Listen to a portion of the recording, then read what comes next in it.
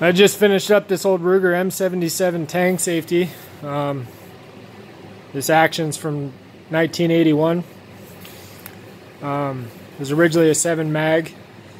I've turned it into a 6mm Remington with a new barrel, heavy varmint. It's actually a Wilson, cheap barrel, but I actually, so far, the couple I've tried have shot really well.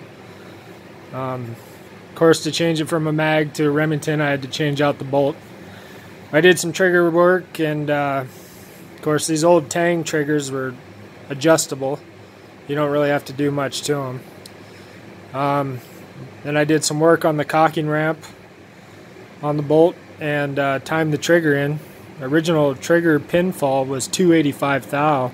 After timing, I still have 253 thou of pinfall left. And bolt cycle super smooth. I can actually cock the trigger. You can see this is disengaged, so I'm actually cocking the trigger here, one finger, easy. Run her back. If it wasn't for the claw extractor having to rotate on the bolt body, this thing would be just slick as silk. That's the only real resistance I feel when I'm actually cocking this thing. I mean, there's a little bit from the cocking ramp and all the other stuff, but really, it's just, for an old hunting rifle, these things are pretty good. I got the old trigger set to about a pound, pound and a half, but you can do that with those old M77 triggers. Staying true to the era of 1981, I've got a, I guess this scope isn't the 81, but late 70s to early 80s, somewhere in there. It's old Japanese Tasco.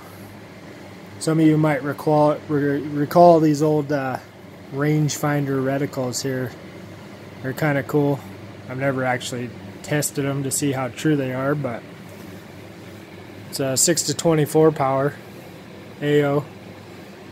Just a cool rifle. Put a nice piece of walnut on it. Got some nice stippling. Good grains. Grains run nice and straight right through the wrist like they should. Always a key feature to look for when selecting a wood stock. Those grains ain't running like that, I won't touch it. If you get them grains that curve down, you know, or dip, no thanks. That just creates a big problem under recoil, especially if you're shooting a Magnum or something. The grain's got to be running through the wrist.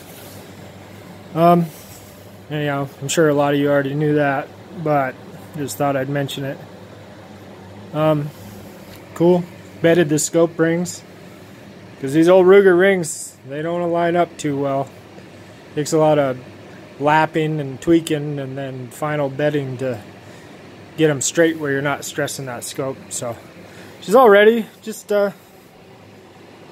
see how she shoots now. Thanks.